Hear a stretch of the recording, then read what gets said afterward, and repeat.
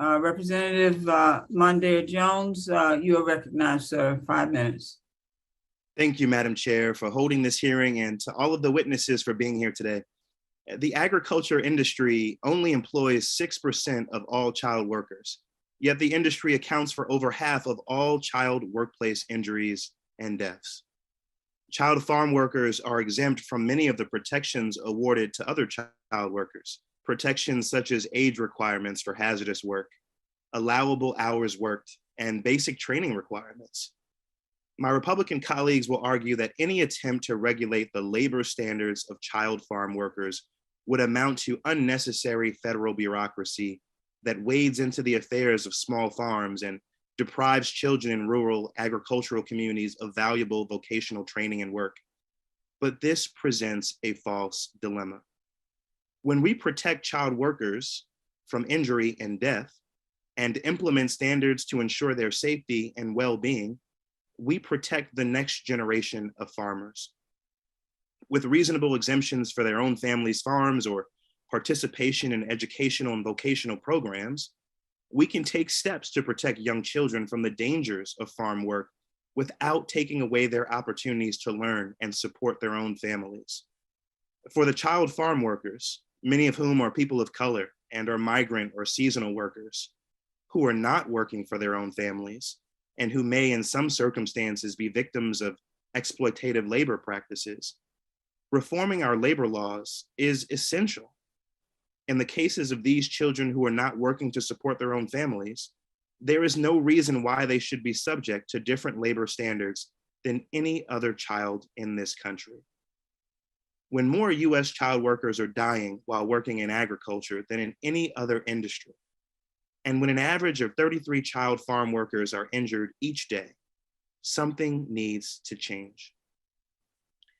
In Ms. Boswell's written testimony, she claims that a dedication to farming, quote, can only be fostered by being engaged at a young age.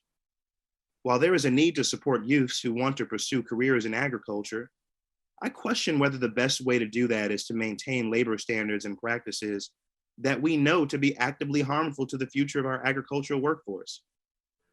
In your testimony, Ms. Flores Lopez, you stated that even today, 20 years after you last worked in the fields, you are still worried about the long-term health impacts of your time in those fields as a child. Would you please expand on the sorts of long-term health risks that child farm workers face? Thank you for the question.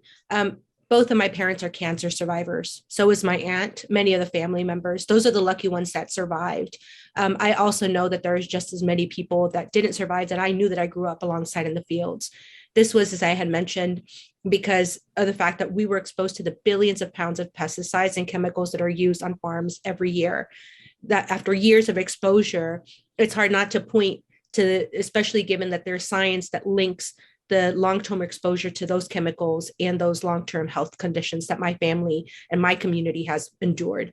And so while we may not have access to capital, a retirement plan, any of those things to be able to show for the decades of working out in agriculture, what we have shown is the health disparities that my community has had to deal with, including myself.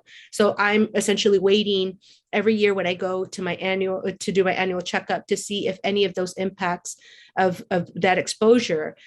We talk about supposedly these educational programs and safety training programs.